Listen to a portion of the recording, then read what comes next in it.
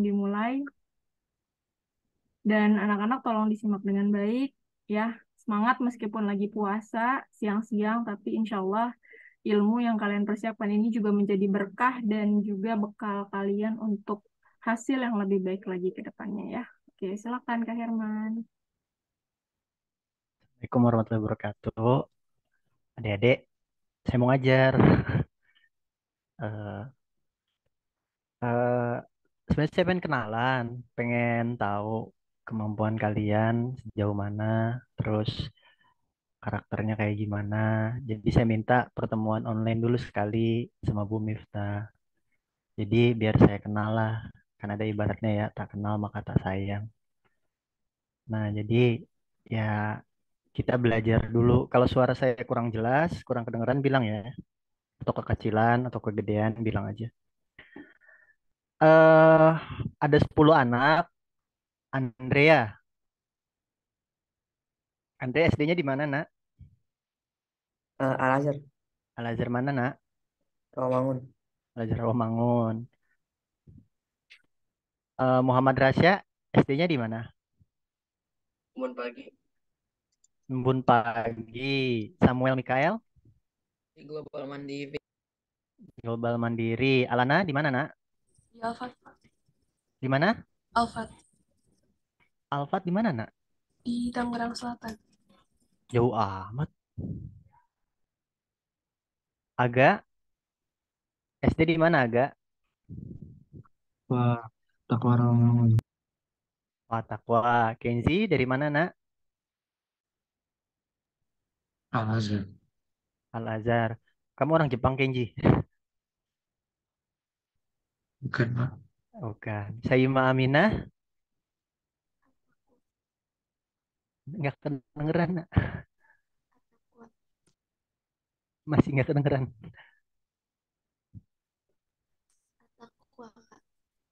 Oh, Takwa. Raffi Hamdan, eh Madinah Islamic School Madinah. Di mana tuh, Nak? di Tebet. Tebet. Terus Revita dari mana Al SD-nya? Azhar Rawamangun. Al Azhar Rawamangun. Almira Kotrunada dari mana SD-nya, SD Nak? negeri. Negeri mana tuh? Negeri. Nggak tahu. Kok nggak tahu? Oke, hari ini kita belajar ya. Kita belajar tentang judulnya udah kelihatan ya, strategi dan sikap dalam menyelesaikan masalah matematika.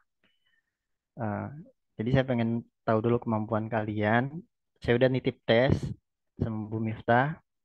Eh, Nanti saya coba lihat tesnya hasilnya gimana, biar saya bisa tahu sejauh mana kemampuan kalian. Tapi kalau kalian SD pernah ada pengalaman buat ikut KSN, mungkin nggak terlalu sulit ya. Karena kalau antara KSN sama sekolah-sekolah itu agak sedikit beda pendekatannya. Jadi kalau pendekatan soal KSN itu masalah. Kalau misalkan soal-soal sekolah bukan masalah. Ya bukan masalah. Dia bedanya jadi ada dua dua konsep ya. Konsepnya itu tentang masalah, problem, sama exercise. Bedanya apa sih problem sama exercise itu gitu? Kalau soal-soal sekolah itu jatuhnya exercise ya, latihan. Kalau misalnya soal-soal KSN, Olimpiade itu problem. Walaupun dia nggak murni problem ya kalau buat kabupaten. Jadi kalau exercise itu biasanya teorinya dikasih sama guru. Jadi dia dikasih teori, terus dikasih contoh soal, terus biasanya ada ulangan, ulangan. Makanya kan namanya ulangan. Terus kerjain soalnya namanya latihan. Nah, jadi teori, contoh soal, yang ketiga itu latihan. Kayak gini, polanya selalu sama di sekolah itu. Teori, contoh soal, latihan. Teori, contoh soal, latihan. Nah, kalau problems itu beda lagi. Kalau soal itu, masalah itu beda lagi. Jadi soal itu dibagi dua jenis ya. Ada yang bentuknya masalah, ada yang bentuknya latihan. Nah, ini tuh kalian temuin di sekolah semuanya nih. Ini ketemunya di sekolah. Kalau buat yang ini biasanya buat materi-materi kompetisi. Teorinya dikasih nggak? Sebenarnya pada dasarnya harusnya nggak dikasih. Harusnya nggak ada. Zaman-zaman dulu tuh tahu teori buat Olimpiade itu susah ya dicari. Apalagi sebelum tahun 1980-an gitu. Oh itu udah nggak ada yang ngajarin gitu kan. Tapi kalau sekarang-sekarang kan yang ngajarin banyak gitu. Jadi teorinya bisa dicari. Jadi teorinya kalau di sini banyak lah ibaratnya. Banyak ya. Kalau contoh soal banyak juga. Nah, kalau buat masalah biasanya teorinya sedikit dan nggak sesuai yang kita pelajari ya. Maksudnya apa Kak gitu. Jadi nanti tuh kan kalau di situ ada latihan tuh. Kalau masalah kita tuh nggak tahu nanti itu yang keluar tuh teorinya apa. Terus eh, contoh soalnya itu biasanya nggak mungkin keluar pas lomba. Kalau misalkan sekolah itu kan contoh soal angka-angkanya paling diganti doang ya. Tapi kalau misalkan masalah nggak beda. Nah itu bedanya ya. Bedanya itu kayak gitu. Dia teorinya sedikit, contoh soalnya itu sedikit. Ini sekarang ya. Kalau dulu bahkan nggak ada gitu. Terus dia jatuhnya masalah. Masalah itu kita bingung ngerjainnya gimana. Makanya biasanya kalau misalkan buat kompetisi tertinggi itu kan ada namanya IMO ya, Internasional Matematik Olimpiad. Ini buat SMA. Nah itu waktunya itu 3,5 jam. Itu buat ngerjain 4 soal. Kan lama ya, 3,5 jam ngerjain 4 soal. Kenapa? Karena soalnya itu sangat susah. Kita nggak tahu mau ngerjainnya pakai teori apa. Kalau IMO udah kayak gitu. Terus contoh soal yang pernah diajarin sama guru itu pasti nggak mungkin keluar. Jadi ketika kita ngerjain itu dia murni murni murni kemampuan berpikir seseorang ya. Kalau misalnya buat IMO. Tapi kalau kabupaten kita masih pakai teori-teori sekolah biasa. Jadi materinya nggak terlalu beda sama materi sekolah. Kalau OSK, OSP udah beda. Apalagi OSN gitu. Itu udah beda sama sekali gitu. Nah sebelum ke situ dulu, eh jadi di atas langit tuh masih ada langit ya. Jadi kalau misalkan di atas latihan nih kan, kalau saya uritin ya, yang paling bawah itu latihan. Nah, latihan ini jatuhnya pergeseran ya, dia geser. Nah, geser itu apa sih? Geser itu kayak gini nih. Ini analogi geser itu. Geser itu ibaratnya kalau saya kasih ide kayak gitu. Dia bergerak di barisan ide yang sama. Sebagai contoh misalnya saya kasih kata kuning, terus dan asam. Nah, ketika dikasih kata kuning dan asam, sebagian besar orang itu kepikiran pasti lemon gitu. Atau apa ya, yang deket sama lemon lah ya. Eh, Almira, Kotrunada. Kalau dikasih kata kuning dan asam, yang kepikiran sama kamu apa, nak?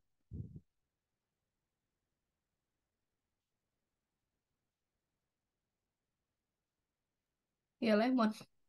Selain lemon dong, kamu ngikutin baik. Samuel, selain dikasih kata, kalau dikata kata kuning dan asam, yang kepikiran di kepala apa, Samuel? Nanas. Sama aja. Ya pokoknya nggak jauh beda dari itu kan. Yang barisan idenya itu nggak terlalu jauh. Nah ini disebut geser nih. Nah di atas geser itu soal-soal sekolah. Jadi ketika orang ngerjain soal-soal sekolah itu mukanya datar, nggak ada ekspresi. Karena dia bekerja atau bergerak di barisan ide yang sama gitu. Nah yang kedua ada yang namanya masalah. Masalah itu beda. Masalah itu dia masuknya ke transisi. Transisi. Jadi dia itu ini barisan ide, ini barisan ide, ini ide. Dia pindah ke barisan ide yang lain. Nah, pindah ke barisan ide yang lain. Maksudnya apa Kak? Saya nggak ngerti. Kalau ini kan geser itu idenya nggak terlalu jauh beda kan.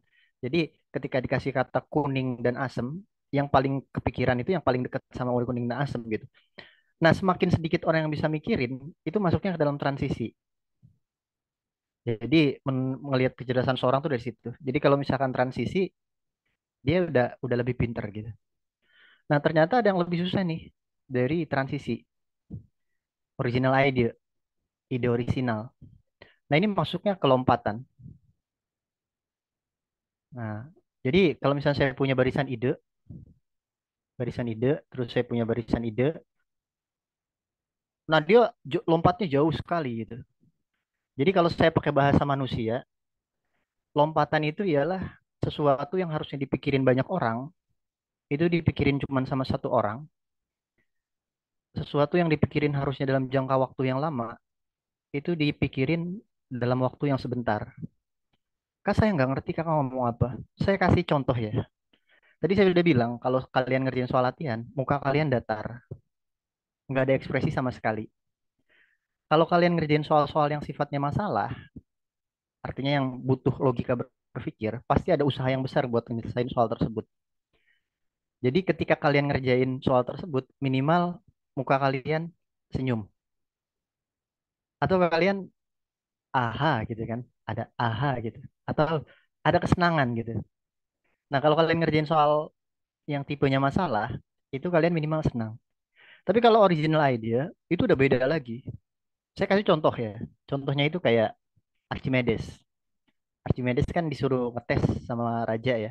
Mahkota, gambar mahkota gimana? Inilah ya, mahkota. Nah, nggak mirip. Nah, Archimedes kan suruh dicek, ini mahkota terbuat dari emas atau bukan gitu. Nah, dia mikir semalaman, siang malam gitu. Kan bingung kan? Zaman dulu kan belum ada metode kimia gitu. Artinya kita nggak bisa ngecek itu emas itu apa mahkota yang disuruh cek sama raja ini emas atau bukan gitu. Akhirnya si Archimedes ini mikir-mikir tapi nggak kepikiran. Nah, pas dia lagi mandi, dia nyemburung ke air. Airnya keluar gitu kan. Terus dia mikir, oh iya ya, setiap benda itu punya berat jenis. Nah, dia mulai mikir konsep tentang Archimedes, apa, berat jenis tuh. Yang nanti ngeluarin hukum namanya hukum Archimedes. Nanti kalian belajar lah. Intinya saya nggak jelasin terlalu detail teorinya. Intinya gara-gara dia mandi, kepikiran gitu aja sederhananya. Ketika dia mandi, dia kepikiran. Nah, saking senengnya, dia nggak pakai baju, nggak pakai apa, dia lompat dari kamar mandi, dari bak kamar mandi. Jadi ini bak, dia lagi berendam. Terus karena dia nyemplung keluar air, terus dia kepikiran ide, saking senengnya, dia lompat dari kamar bak mandi, terus dia lari ke tengah pasar, nggak pakai apa-apa. Terus dia teriak, Eureka, Eureka. Nah, itu lompatan. Nah, cita-cita tertinggi seorang matematikawan itu mencapai lompatan. Ada lagi nggak contohnya? Banyak contoh lompatan itu. Jadi lompatan itu sesuatu yang harus dikerjain oleh banyak orang, itu cuma dikerjain oleh satu orang. Sesuatu yang harus dikerjain dalam waktu yang lama, itu dikerjain dengan waktu yang nggak terlalu lama gitu. Contohnya Einstein juga. Dia sampai lompatannya ketika apa gitu. Jadi ketika diwawancara sama apa sih namanya itu wartawan, waktu paling menyenangkan seumur hidupnya kapan? Kan ditanya kayak gitu kan sama wawancara sama eh, wartawan gitu. Jadi Einstein itu dulu kerja di kantor paten. Kantor paten itu ngecap-ngecapin. Oh ini barang apa namanya? Barang buatan si A. Pokoknya kantor paten lah ya. Nanti kalian cari aja kantor paten kayak gimana. Nah, Einstein itu tiap hari kerja di kantor paten. Nah, karena dia kerja di kantor paten, dia itu eh pinter, cerdas. Dia kerjanya cepat. Jadi kerjaan yang harus, misalkan saya kasih contoh ya, kerjaan yang harus dikerjain misalkan masuk jam 08.00, pulang jam berapa? Misalkan jam 16.00 lah ya. Nah, karena dia pinter, kerjaan yang harusnya itu lama, dia selesain dari cepat. Jadi cepat gitu. Jadi misalnya dia selesainya 08.00, dia selesai pukul 12.00 gitu. Tapi kan namanya kantor, dia harus pulang tepat waktu kan. Berarti dia masih ada sisa waktu banyak kan. Jadi masih ada banyak waktu kan. Nah, banyak waktunya itu sama Einstein pakai apa? Dia pakai namanya imajinasi. Jadi dia ngayal. Nah, makanya quote-nya Einstein kan imajinasi lebih penting daripada ilmu pengetahuan gitu kan. Nah, dia ngayal, terus pas lagi ngayal dia lihat tukang cat di depannya itu kan ada gedung tinggi. Tukang cat, terus dia punya pikiran aneh gitu. Kalau seandainya tukang cat itu jatuh, katanya gitu. jatuh, gitu. Apa yang dia rasakan gitu. Jadi yang saya mikir, apa yang dia rasakan? Oh, orang ini tidak merasakan apa-apa, tidak ada rasa gitu. Jadi perasaan yang sama itu ketika dia berada di ruang hampa udara kosong. Jadi di ruang hampa udara kosong nggak ada apa-apa, itu menimbulkan perasaan yang sama seperti dia terjatuh dari gedung. Tapi dia akan merasakan sesuatu ketika dia udah jatuh ke bawah sini. Dan dia mulai mikir, kalau misalkan ada lift, dulu belum ada lift ya, misalkan ruangan lah ya, ditarik sama manusia, sama monster, ada tali. Nah ini biar imajinasi kalian bertambah ya, saya ceritain pola pikirnya Einstein sedikit. Kalau misalkan ada tali, nah tali ini ditarik sama monster, ini monster ya. Jadi di sini ada orang, orang itu di dalam suatu ruangan, ruangannya itu ditarik sama tali. Ini hampa udara, ini hampa udara. Ketika ditarik sama tali, kakinya itu pasti merasakan sesuatu karena dia naik ke atas, kakinya itu merasakan hentakan ke arah bawah. Jadi kondisi ini nih, kondisi ini ialah kondisi yang sama seperti manusia berada di atas muka bumi. Nah, ini kan bumi ya. Bumi itu kan ada gravitasi. Orang itu merasakan bahwa dia ketarik ke bawah. Nah, itu kan teorinya Newton. Jadi orang itu merasakan kakinya itu ketarik ke bawah, ada gravitasi, tapi dia nggak tahu penyebabnya kenapa gravitasi. Nah, si Einstein itu menggunakan imajinasi dia untuk menganalogikan gravitasi. Bagaimana dia menganalogikan gravitasi? Dia menganggap ada orang di dalam suatu ruangan. Kan kalau jatuh bebas itu ke arah bawah ya. Nah, ketika dia jatuh ke bawah, baru dia merasakan sesuatu ketika bersentuhan. Jadi si orang ini harus kita gampangnya lift aja lah ya, tapi liftnya ditarik sama monster gitu. Nah, kakinya itu ini kondisinya sama seperti orang jatuh nih. Jadi dari melihat orang jatuh dia berimajinasi ke ruangan yang ditarik sama monster. Nah, ini kondisinya sama nih.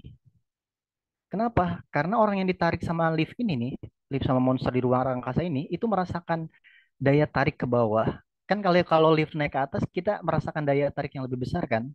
Artinya kalau lift itu ditarik ke atas misalnya dengan kecepatan 9,8 meter sekon kuadrat gitu. Nah, ini kondisinya sama. Jadi karena kondisinya sama, Einstein pakai analogi seperti ini. Terus karena dia naik ke atas, kalau seandainya ada orang lempar bola kasti, lempar bola kasti. Kalau misalkan diem kayak gini, misalnya saya diem nih, ini garis lurus, saya lempar bola kasti.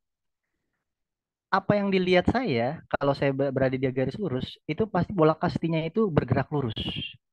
Tapi kalau saya ada di dalam lift, liftnya ditarik ke atas, saya merasakan gravitasi, tapi kan saya nggak tahu kalau saya itu ada di dalam lift. Jadi saya itu bisa menganggap saya berada di bumi karena gaya tarik lift ini itu sama kayak gaya tarik gravitasi. Nah, apakah orang yang berada di dalam lift ini tuh melihat bola kasti itu bergerak lurus? Enggak. Kenapa? Karena faktanya orang yang naik lift ini bergerak ke atas. Jadi ketika ada bola kasti yang kita lempar lurus, orang yang naik lift ini akan melihat bola kasti tersebut melengkung karena naik ke atas ya. Jadi coba deh kalian lompat. Terus kalian lihat ada bola jalan. Nah, pasti lintasannya jadi melengkung. Jadi karena naik ke atas misalnya pada ketinggian segini, lintasan bola itu berubah jadi melengkung ke bawah. Terus dia ambil kesimpulan, oh, jadi kalau ada matahari, ini matahari misalkan, terus ada cahaya di sini, mataharinya kecil banget ya, sinilah gede mataharinya. Ada cahaya, cahayanya ke sini.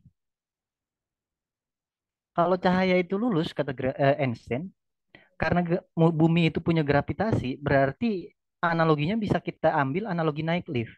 Jadi cahaya yang harusnya bergerak lurus itu melengkung ke arah medan gravitasi, ke arah gravitasi. Karena analoginya sama seperti ini. Itu omongan Einstein tahun 1905. Baru dibuktikan tahun berapa? Tahun 1928. Karena zaman dulu belum ada ya 1928. Saya lupa lah tahunnya lah ya. Belum ada alat modern untuk mendeteksi apakah benar cahaya melengkung di medan gravitasi atau enggak. Ternyata apa yang diomongin Einstein terbukti gitu. Nah, itu semua berangkat dari imajinasi. Ada orang namanya itu Henry Poinka. Ada yang pernah dengar nggak Henry Poinka? Ini saya hapus ya. Ada orang namanya Henry Poinka. Henry Poinka itu matematikawan, dia ahli topologi. Topologi itu apa sih, Kak? Jadi di atas geometri ada yang lebih susah, namanya topologi. Kak jelasin, Kak. Susah lah jelasin lah ya. Jadi saya nggak mau jelasin. Intinya kalau saya jelasin waktunya lama gitu. Ini ada yang lebih susah daripada geometri, namanya topologi, tapi dia tetap belajar bentuk juga. Nah, Henry Poincaré itu pernah bilang, matematikawan itu ialah orang yang memberi nama yang sama untuk hal-hal yang berbeda. Jadi kalau kata Henry Poincaré, matematikawan itu ialah orang yang memberi nama yang sama untuk hal-hal yang berbeda. Kalau orang pinter bahasanya beda ya. Jadi kalau misalkan kita ditanya gitu, Kak, matematika itu apa? Matematika itu intinya parameternya bukan soal sekolah, bukan. Jadi kalau kalian belajar matematika, itu bukan yang ada di sekolah sebenarnya. Jadi matematika itu parameternya itu masalah, ukurannya itu masalah, masalah. Nah, jadi kalau seandainya kita bermatematika, artinya kita berkutat sama masalah. Dan kalau kata Henry Poincaré, matematikawan itu ialah orang yang memberi nama yang sama untuk hal-hal yang berbeda. Orang memberi nama untuk hal yang berbeda itu maksudnya gimana? Misalkan 1 tambah 3 itu sama dengan 4. 3 tambah 5 sama dengan 8. 7 tambah 3 sama dengan 10. Ini namanya berbeda. Kalau seandainya diberi nama yang sama, itu bisa kita tulis sebagai ganjil tambah ganjil itu sama dengan genap. Jadi kalau kita bahasakan, matematikawan itu ialah orang yang memperumum segala hal-hal yang bersifat khusus. Saya ulangi ya. Matematikawan ialah orang yang memperumum segala sesuatu yang bersifat khusus. Maka yang kita ketemuin ialah A kuadrat tambah B kuadrat sama dengan C kuadrat. Ini persamaan bisa dipakai buat setiap kasus. Mau A-nya 3, 4, C-nya 5, mau dia 5, 12, 13, yang ditemukan sama matematikawan itu persamaan yang sifatnya umum. Nah, ini ialah puncak tertinggi dari seorang matematikawan. Dia mampu memberi nama yang sama untuk hal-hal yang berbeda. Luas segitiga itu setengah dikali alas kali tinggi. Luas lingkaran itu pi r kuadrat. Dan sebagainya. Jadi ada yang lebih tinggi, ada yang lebih susah dari menyelesaikan masalah matematika ternyata. Apa? Mampu membuat ide yang orisinal. Ide yang orisinal itu apa, Kak? Ide yang orisinal itu ialah mampu memberi nama yang sama untuk hal-hal yang berbeda. Artinya dia mampu memperumum segala sesuatu yang hal-hal yang bersifat khusus. Kak, saya nggak ngerti Kak, mau apa gitu kan. Nah, nanti kalian juga ngerti sendirilah. Saya kasih analogi sendiri sedikit ya. Nah, kita belum masuk, kan saya udah bilang perkenalan. Maksudnya biar pandangan kita sama dulu nih. Jadi kalau misalkan insinyur, insinyur ya, insinyur atau engineering, itu kalau dia tinggal di bumi, ini insinyur, engineering ketika dia tinggal di bumi, dia berpikir bagaimana caranya merubah bumi. Merubah ya. Makanya jarak yang tadinya jauh dibikin dekat, dibikin pesawat terbang. Bumi yang tadinya B aja dibikin gedung-gedung tinggi. Arsitek itu pola pikirnya sama. Terus kalau artis, kalau dia tinggal di atas bumi, dia berpikir bagaimana caranya supaya orang-orang tuh tahu dia atau mengenali lah, jangan tahu. Itu pola pikir artis ya, seniman segala macam. Kalau saintis, apa sih ya? Saintis itu apa? IPAwan, saya tulisnya IPAwan ya. IPAwan itu ketika dia tinggal di bumi, dia berpikir bagaimana caranya paham bumi tersebut. Jadi ada bunga, pagi diteliti kelopaknya 1, siang diteliti kelopaknya 2. Siang. 2 hari kelopaknya 2. Terus beberapa hari kelopaknya 3. Jadi kerjaannya kurang kerjaan gitu, neliti bunga segala macam. Makanya saintis sama orang gila itu beda-beda tipis, sama-sama kurang kerjaan gitu. Dari pengamen. Bentar ya.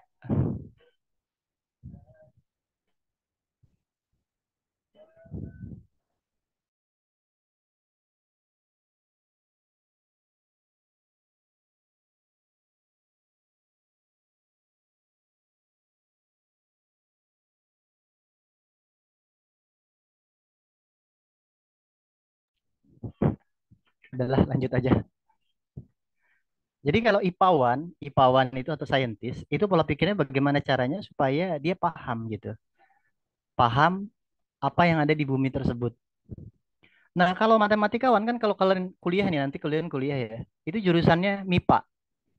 MIPA itu apa? Matematika dan IPA gitu. Artinya matematika itu bukan ada di dalam IPA dan IPA itu bukan ada di dalam matematika, tapi dua-duanya itu berbeda tapi harus disatukan. Makanya MIPA.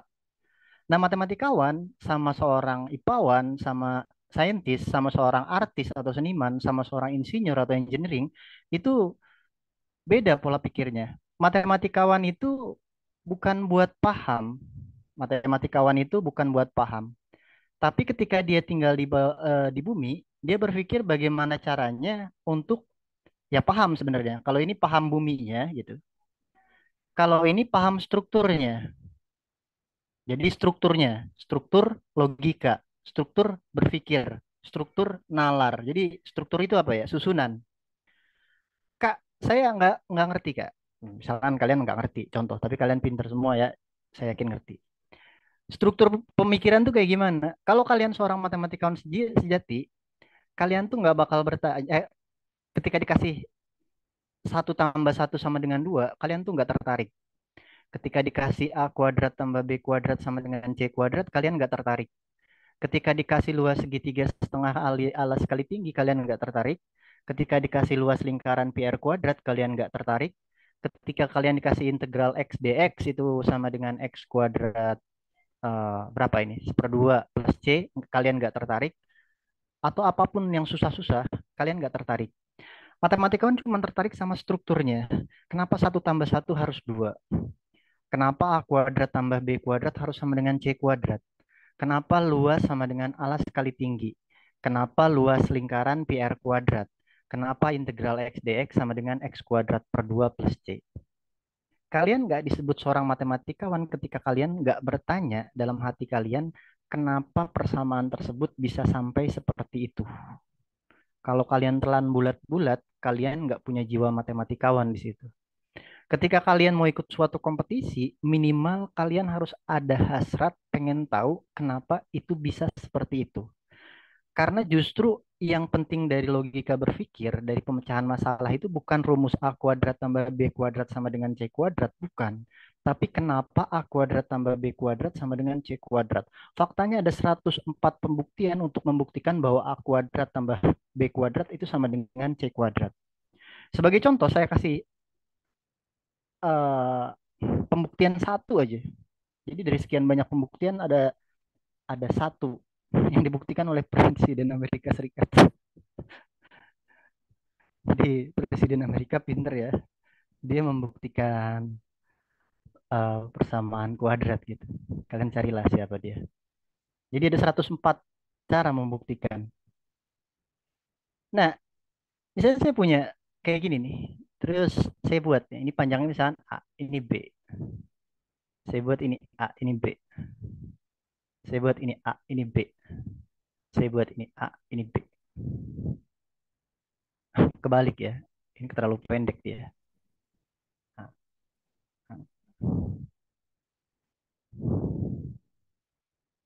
nah, ini A, ini B. Terus saya tarik ke sini. Ini kan jadi persegi juga di dalamnya. Anggaplah ini C. Ini anggaplah perseginya indah ya. Persegi yang luas paling luar itu jadinya A tambah B kuadrat luasnya. Persegi yang luar ini itu merupakan 4 kali luas segitiga ditambah luas persegi kecil. 4 kali kali setengah kali alas. Alasnya itu anggaplah A kali tingginya B, ditambah luas persegi. Luas perseginya itu C kuadrat. Berarti ini akan jadi A plus B kuadrat itu sama dengan 2AB tambah C kuadrat. Ini sama dengan A kuadrat tambah B kuadrat tambah 2AB itu sama dengan 2AB tambah C kuadrat. Berarti kita punya persamaan Pitagoras A kuadrat tambah B kuadrat sama dengan C kuadrat. Kak, pembuktiannya sederhana, pendek, dan tidak sulit gitu. Ini sederhana, pendek, dan tidak sulit, tapi buat nemuin idenya seperti ini, susahnya minta ampun. Coba kalian buktiin Pitagoras pakai cara yang belum pernah terbukti. Itu susahnya minta ampun. Walaupun cara ini sederhana dan pendek, saya yakin ketika kalian disuruh membuktikan Pitagoras, kalian pasti bingung mengarah kebuktiannya kemana gitu. Dan kalau kalian mau jadi seorang matematikawan, minimal kalian harus kepo. Kenapa A kuadrat tambah B kuadrat itu bisa sama dengan C kuadrat.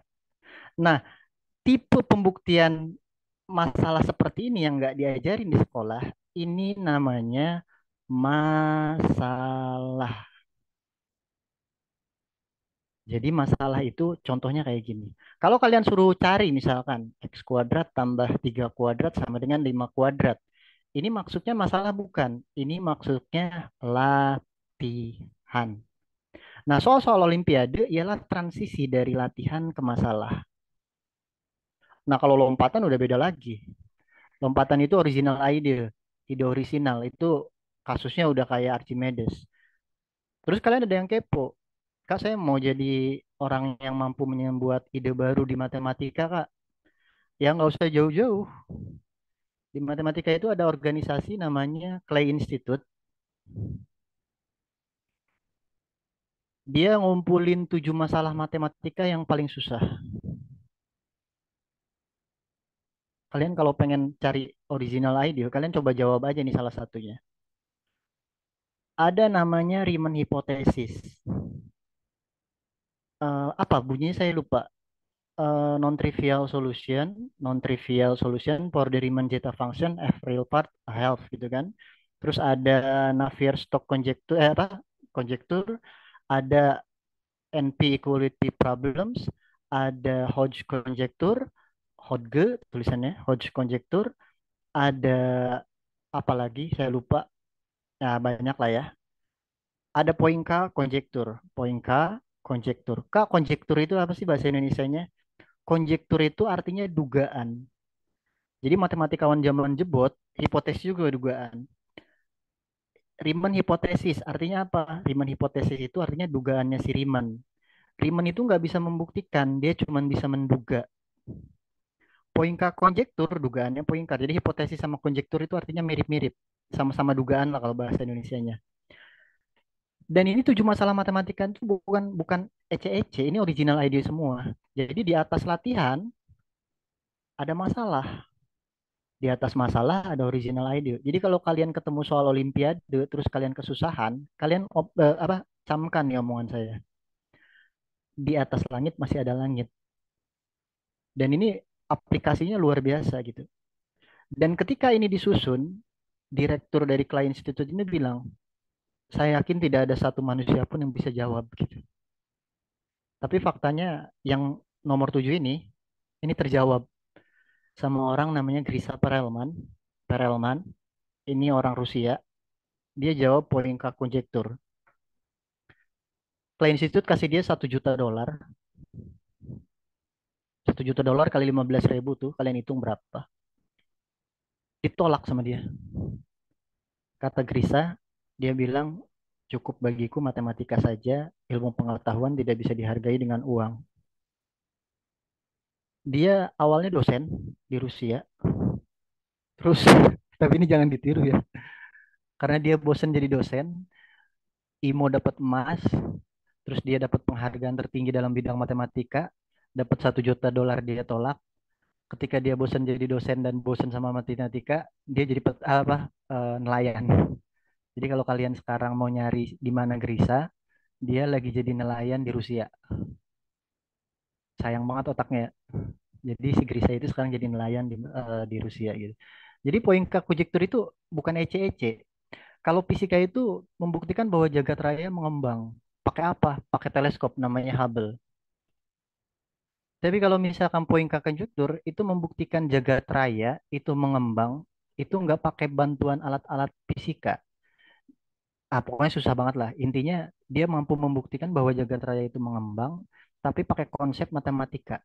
Kalau ada bola, jadi jagat raya itu bisa diibaratkan bola.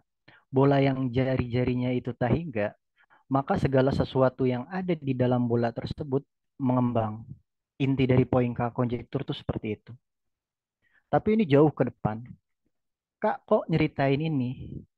Karena untuk mampu melangkah jauh, kalian harus tahu tujuan kalian kemana. Kalau kalian nggak tahu tujuan kalian kemana, seenggaknya kalian tahu arah tahapannya itu harus kemana aja. Nah, itu pembukaannya. Nah, sekarang kita nggak fokus ke original ide ya, nggak fokus ke masalah ini semua ya. Oh, ini nih, kalau kalian ada yang suka komputer, nah, kalian coba inilah, NP Equality Problems. Kalau kalian bisa ngejawab ini masalah komputer ya, bukan matematik. Kak, apa sih itu NP Equality Problems? Kalau kalian bisa jawab ini, kalian bisa ketemu komputer yang lebih cerdas, bisa 100 bahkan 1000 kali dari sekarang. Bahkan lebih dari itu. NP Equality Problem itu membuktikan bahwa setiap masalah itu punya solusi. Artinya kalau saya bilang, adakah obat awet muda? Ya, jawabannya bisa jadi ada. Kalau misalkan ini bisa dibuktikan. Tapi ranahnya udah bukan lagi matematika. Itu cuma membuktikan apakah setiap masalah itu punya solusi atau enggak gitu. Nah, pokoknya itu susah lah ya. Itu gambaran jauhnya. Nah, sekarang kita balik lagi ke bawah. Jadi tadi original ide original. Kita turun lagi ke bawah ke masalah. Pengertian masalah, pemecahan masalah gitu kan. Jadi masalah itu apa, pemecahan masalah. Jadi terjadinya kesenjangan antara yang diharapkan dengan kenyataan. Jadi apa yang kita mau itu nggak sesuai kenyataan. Apa yang kita mau nggak sesuai kenyataan. Saya itu kalau KTP saya hilang nih, kalau KTP saya hilang, saya nggak pernah panik. Kalau dompet saya hilang, itu nggak pernah panik. Nggak pernah sekalipun panik. Panik. Laptop saya hilang pun saya nggak pernah panik.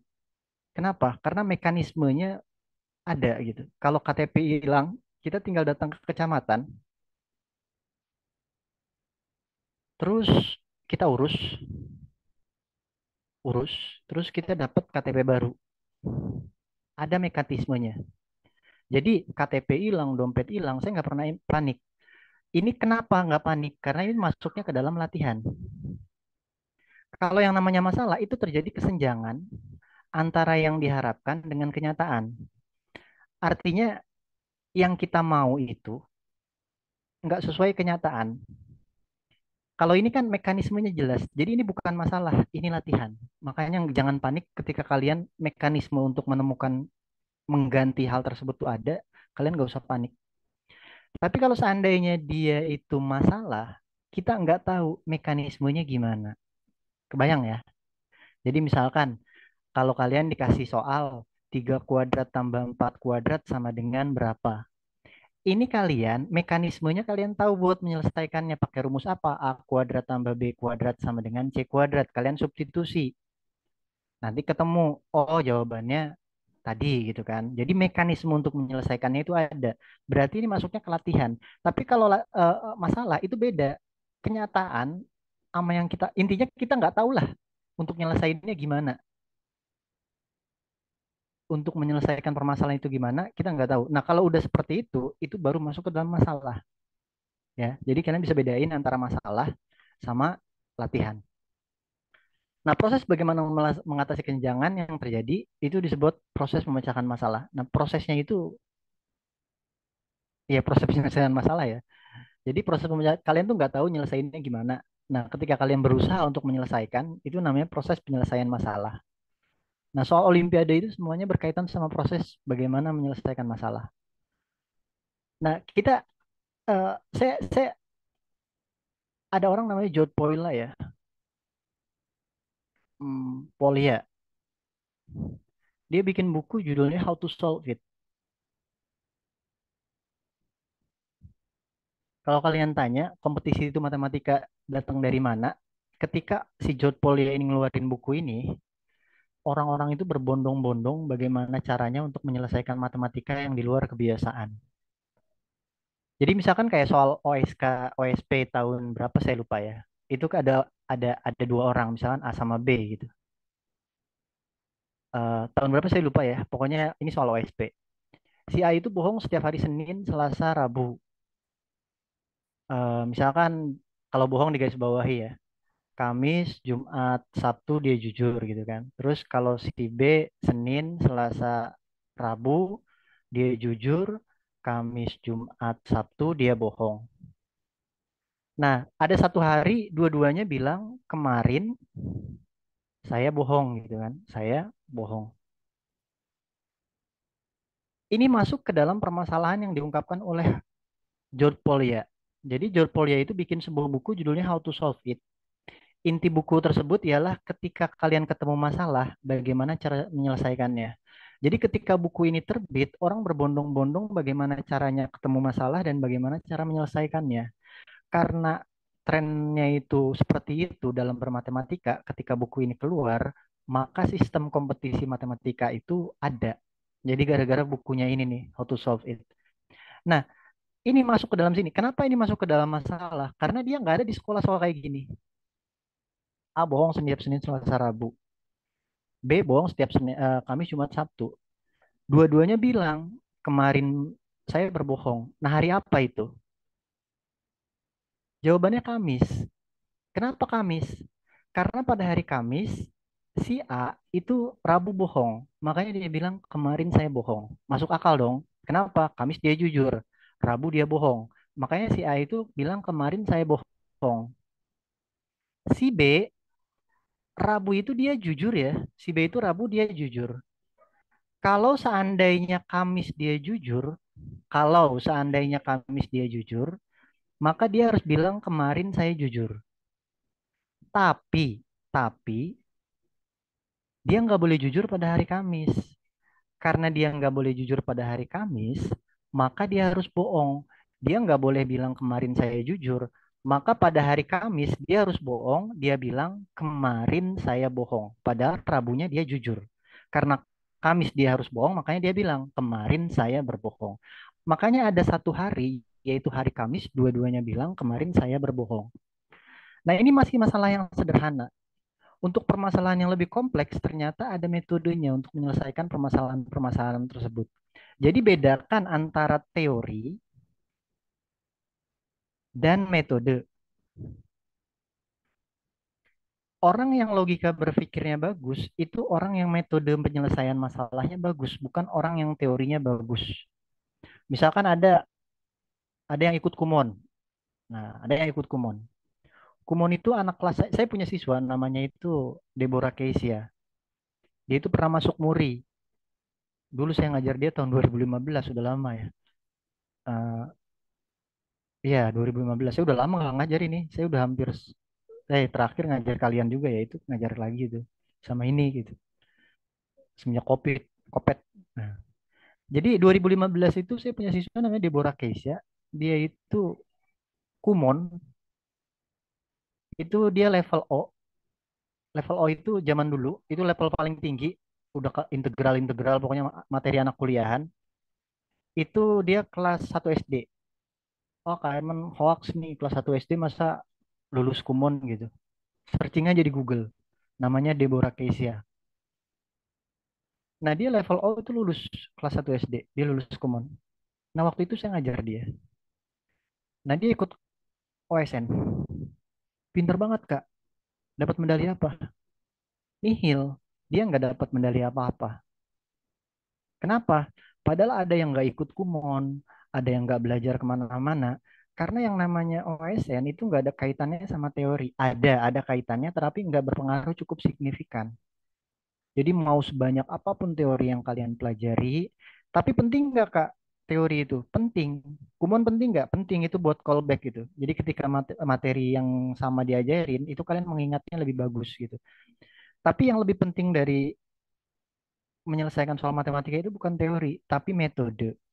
Nah, How to Solve It, bukunya George Folio itu ialah berpikir metode untuk menyelesaikan masalah. Jadi masalah dalam pembelajaran matematika adalah suatu persoalan atau pertanyaan yang bersifat menantang. Jadi harus menantang ya. Makanya minimal ada aha, senyum kalau kalian ngerjain. Ada karena ada tantangan berarti ada kesenangan di situ. Jadi ketika kalian ngerjain kalian senang gitu. Diselesaikan dengan proses rutin yang biasa dilakukan atau sudah diketahui. Jadi kalau yang belum diketahui cara ngerjainnya itu kayak gimana? Jadi kalau metodenya belum diketahui itu maksudnya ke original idea. Tapi kalau seandainya kalian udah tahu, kalau belum, kalau udah tahu metodenya itu masalah. Jadi gini loh ya. Nah, kalau metodenya udah tahu, ini masalah. Tapi kalau kalian metodenya belum tahu, jadi kalian tuh teorinya belum tahu, metodenya belum tahu, itu baru original idea. Berarti kalian menciptakan metode dan teori baru. Tapi kalau metodenya, kalau kalian teorinya tahu, metodenya tahu, itu latihan. Kalau kalian teorinya nggak tahu, metodenya tahu, itu masalah. Kalau dua-duanya nggak tahu, itu maksudnya ke original idea, ide orisinal. Jadi dia harus menantang dan metodenya atau prosedurnya itu rutin. Jadi kalian minimal kalau mau ikut Olimpiade harus tahu metode. Kalau kalian nggak tahu metode menyelesaikan masalah itu percuma. Nah, jadi metode itu apa? Metode itu langkah-langkah, cara-cara ketika kalian ketemu soal, bagaimana pendekatannya. Yang jelas pertama harus pahami masalah. Pemecahan masalah harus dapat menentukan dengan jeli apa yang diketahui. Kalau ini umum ya. Jadi kalau kata Paul ini udah saya saripati ya. Kalau kata Paul ya, kalian harus paham masalah. Jadi kalian harus tahu apa yang diketahui, apa yang ditanyakan. Itu dulu. Selalu dicatat di kepala apa yang diketahui, apa yang ditanyakan. Catat hal-hal penting. Buat tabelnya, buat sketsa grafiknya. Saya kasih contoh. Saya kasih tanya. Siapa yang belum saya kasih tanya? Kenji. Kenji.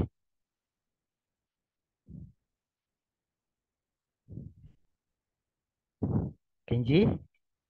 Kamu ketiduran, Kenji?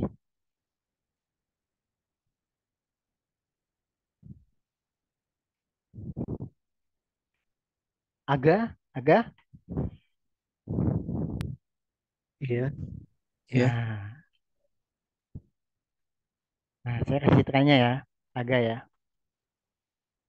Eh, misalkan ada pertandingan, ada buku ya, ada buku, bukunya itu ada 10 halaman. Bukunya ada 10 halaman. Halaman pertama tulisannya satu halaman salah. Ini halaman pertama. Halaman kedua tulisannya dua halaman salah. Halaman ketiga tulisannya tiga halaman salah.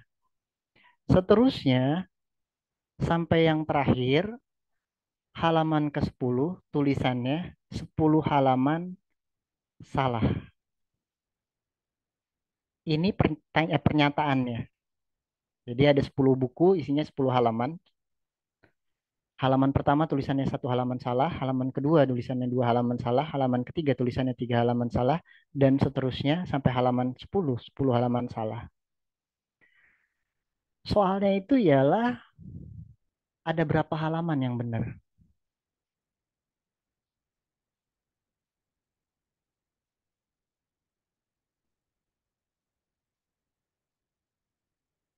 Satu menit. Tadi saya nanya siapa? Saya. Nah, agak nanya si Kenji, Eh, Kenjinya hilang. 10 halaman bukan Kak? Salah. Samuel ada berapa halaman, nak?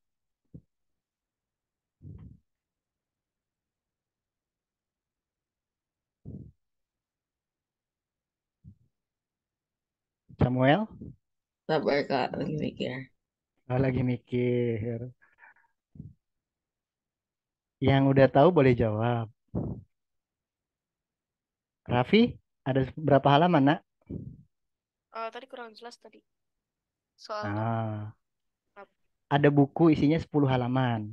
Hmm, Di halaman 1 tulisannya 1 halaman salah.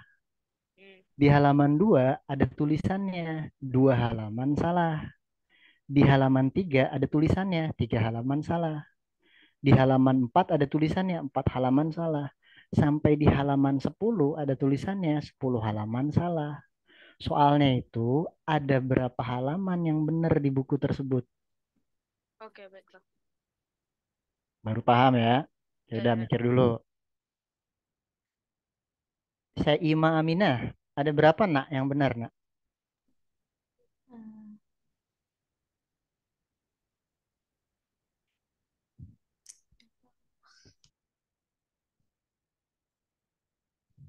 Ada berapa? Revita?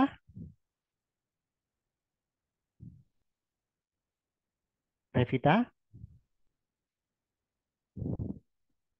Revita di mana nak? Raffi? Iya kak, sorry baru habis dari toilet. Raffi ada berapa halaman yang benar Raffi? 0. Nol. Salah. Nggak tahu. Andrea, Andrea ada berapa halaman Andrea? 1 Kak. Halaman berapa? Halaman yang pertama. Salah. Ada 1 halaman yang benar, betul. Halaman berapa sekarang? Tadi siapa yang jawab? Andrea ya? Siapa tadi? Raffi ya. Raffi jawab Tadi Andrea tadi ada. yang jawab. Oh Andrea, ada 1 halaman kah yang betul? Iya betul, ada 1 halaman. Sekarang pertanyaan kedua, halaman berapa? Almaira. Kenji kamu kemana aja? 10. Salah, bukan halaman 10. Tasya, Halaman 1. halaman berapa yang betul?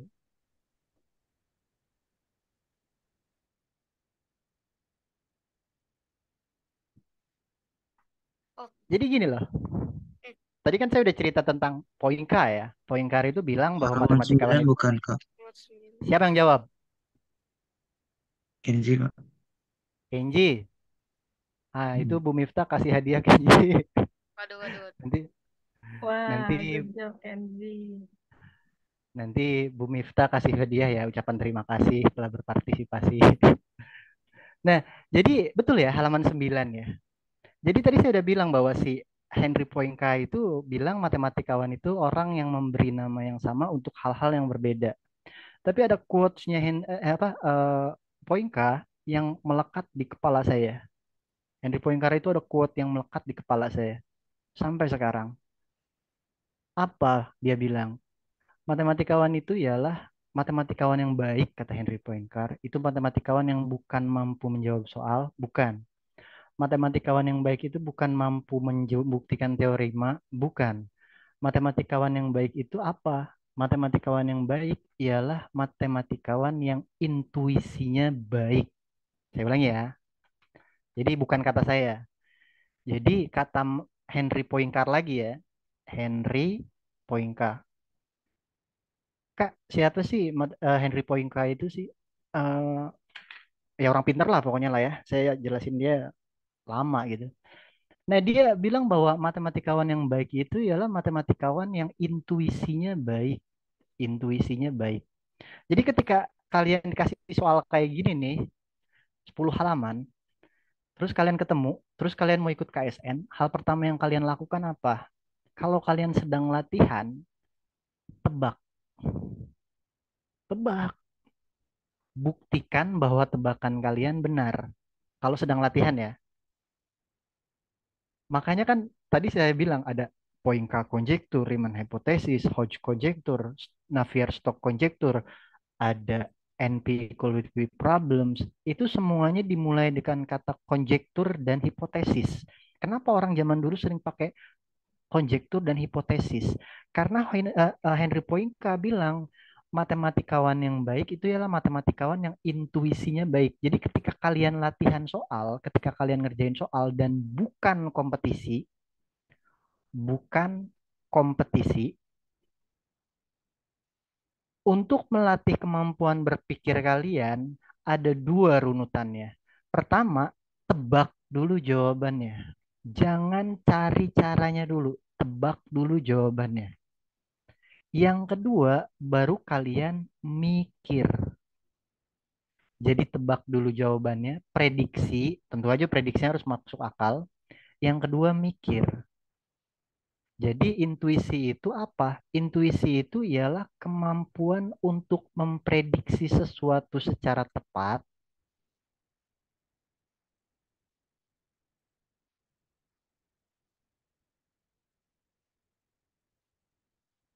karena terbiasa dilatih.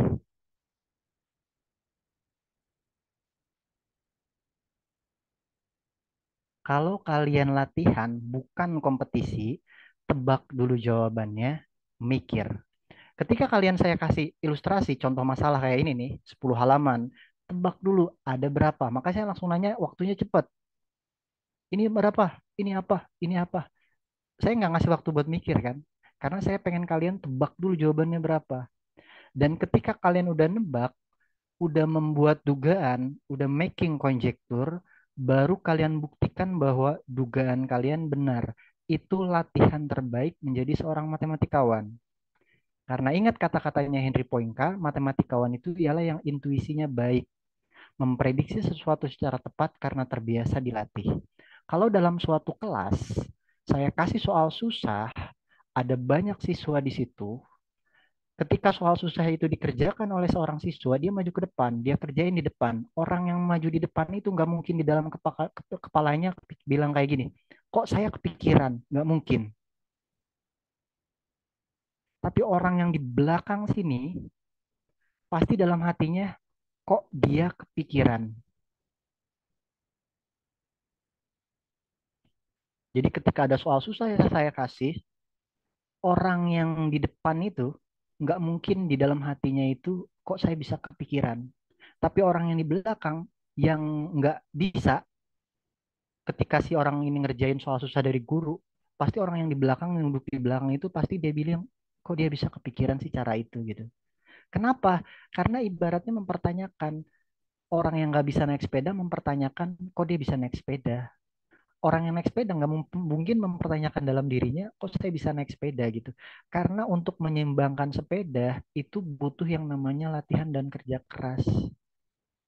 Intuisi, kemampuan untuk menyeimbangkan sepeda itu bukan sesuatu yang diperoleh secara instan. Bahkan sekaliber Einstein pun bilang bahwa yang namanya jenius itu 98% kerja keras, 2% bakat.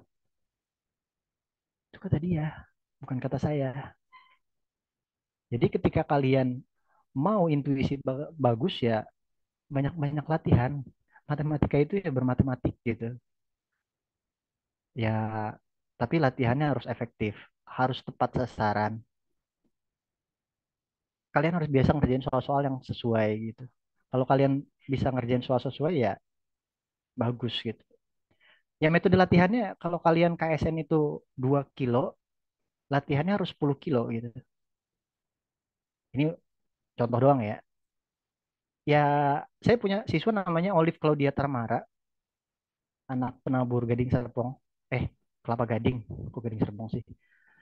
Nah, si Olive ini besoknya UN, besok UN. Terus hari sebelumnya dia malah datang ke saya. Kak, saya mau belajar OSN SMA. Padahal SMP dia udah dapat medali emas, emas pertama pula gitu kan. Terus saya nanya, Olive kan besok UN gitu. Terus dia jawab, UN doang gitu. Dan ini real, fakta. Dia bilang UN doang, padahal besoknya UN matematik gitu. Dan ketika besoknya UN matematik, dia dapat 100. Sombong nggak ya? Sombong. Tapi kok dia bisa dapat 100? Ya karena dia biasa ngerjain soal matematika. Dia sangat biasa ngangkat beban 10 kilo. Dia biasa ngerjain soal-soal yang level tingkat kesulitannya 10 kilogram. Terus besoknya dia suruh ngerjain soal 2 kilogram. Ya logika dia mendingan milih ngangkat yang 15 kilo gitu. Dan ini kejadian besoknya dia mau UN, hari sebelumnya dia datang ke saya cuma belajar buat pelajaran SMA dan itu masuk akal gitu.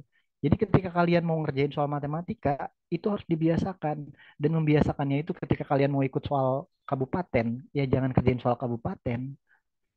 Ya boleh, nggak masalah. Tapi latihannya itu usahain lebih tinggi dari level-level kabupaten. Ya level provinsi. Kalau kalian mau ikut provinsi, level nasional. Kalau kalian mau ikut nasional, ya level internasional. Logikanya seperti itu. Ketika kalian terbiasa dengan soal-soal yang lebih susah, yang mudah kan gampang.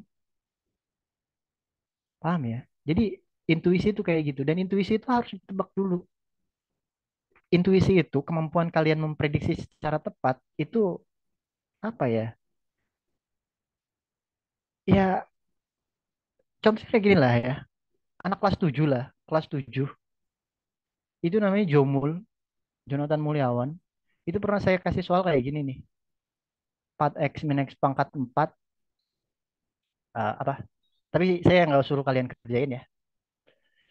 Ya, saya lupa soalnya. Kurang sama dengan 3 ya. Kayak gini soalnya kan. Saya nanya kalian, kalian nggak tahu lah. Ini ya, soalnya ini. Soalnya buktikan gitu. Kelas 7 udah suruh buktikan kan. Kalian kelas 8 belum tentu bisa membuktikan. Tapi di kelas 7 saya suruh buktikan. Dan dia bisa. Saya nggak suruh kalian buktikan ini. Tapi logika berpikirnya. Itu dia pindahin dulu ke sini kan. X pangkat 4 min 4X tambah 3. Dia lakukan ini dulu. Terus dia dia bikin kayak gini. X pangkat 4 min 2X kuadrat gitu. Ditambah 2X kuadrat. Dikurang 4X. Ditambah 2 ditambah 1. 0. Ini dikelompokin sama dia. Jadi X pangkat 4 dikurang 2X kuadrat tambah 1. Ditambah 2X kuadrat min 4X ditambah 2. Ini kelas 7 loh. Terus ini jadinya X kuadrat min 1. Kak saya nggak ngerti Kak. Nggak apa-apa, nggak apa-apa. Jangan jangan pikirin ini dapat dari mana. Yang penting liatin dulu. Ini duanya keluar dari X kuadrat min 2X tambah 1.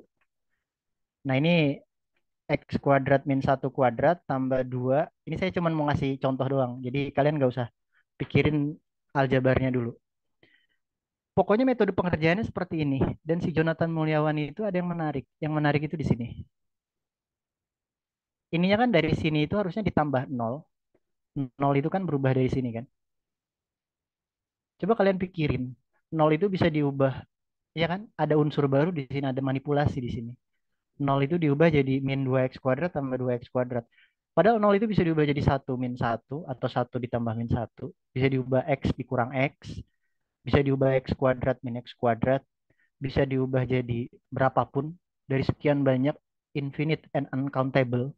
Tak hingga dan tak tercacah. Itu dari sekian banyak dan tak hingga tak tercacah kemungkinan kenapa dia bisa kepikiran kalau 0 itu harus diubah jadi min 2x kuadrat tambah 2x kuadrat. Apakah si Jomuli dikasih tahu jin? Enggak, jawabannya enggak. Terus si Jomuli itu tahu dari mana kalau dia harus dikurang 2x kuadrat tambah 2x kuadrat. Ketika si Jomuli ini dan kalian bingung kenapa dia kepikiran, itu analogi yang sama seperti yang tadi ada siswa kerjain soal di depan kelas, kok dia bisa kepikiran saya enggak. Kenapa dia bisa kepikiran ini? Karena dia terbiasa sama soal-soal setipe ini, soal manipulatif. Sehingga ada yang namanya intuisi bermatematika yang ada di dalam dirinya. Dan intuisi bermatematika itu dibangun dari dua proses. Proses pertama itu latihan, yang kedua itu latihannya pun harus lebih susah ya. Latihan, yang kedua itu ya soal susah. Ya itulah, cuma dua itu. Latihan soal susah, satuin aja lah ya. Latihan soal susah. Jadi kalau kalian mau sukses di kompetisi, itu minimal kalian harus ngerjain soal susah itu setiap hari. Ya biasain sehari 5, sehari 2, sehari 3, dan seterusnya. Pokoknya minimal soal susah itu satu hari. Nah itu intuisi bermatematika. Contoh lain, contoh lain. Satu lagi ya. Kalau di fisika itu namanya Albert Einstein, yang pintar. Tadi saya udah cerita. Tapi kalau di fisika itu, Albert Einstein itu disebut pangeran fisika. Tapi kalau di matematika ada namanya K. Friedrich Gauss. Ini matematika pangerannya ini. Jadi pangeran matematika itu K. Friedrich Gauss. Jadi zamannya Gauss itu ada orang namanya Fermat. Fermat itu pintar banget. Fermat itu pinter banget. Dia lebih tua jauh dari Gauss. Dia bikin namanya dugaan Fermat. Dugaan Fermat. Nah, yang menarik, dugaan Fermat itu gimana? Dia bilang bilangan Fermat, Fn, itu 2 pangkat 2 pangkat n tambah 1. Ini bilangan Fermat. Ketika dia mau nyari F1, itu jadi 2 pangkat 2 pangkat 1 tambah 1. Ini kan gampang 5. Ketika dia mau nyari F2, itu 2 pangkat 2 pangkat 2 tambah 1. Berapa nih? 2 pangkat 4. Berapa? 16, 17. F3, 2 pangkat 8 ya, tambah 1. Berapa 2 pangkat 8 tambah 1? Eh, berapa sih? 206 eh 257 ya, 257 dan seterusnya ya. Tapi angkanya gede-gede. Zaman dulu zamannya Fermat belum ada yang namanya kalkulator. Berapa sekarang? Lanjut dulu ya, sedikit. Nah, jadi belum ada yang namanya kalkulator. Tunggu, selesai aja kita lanjut.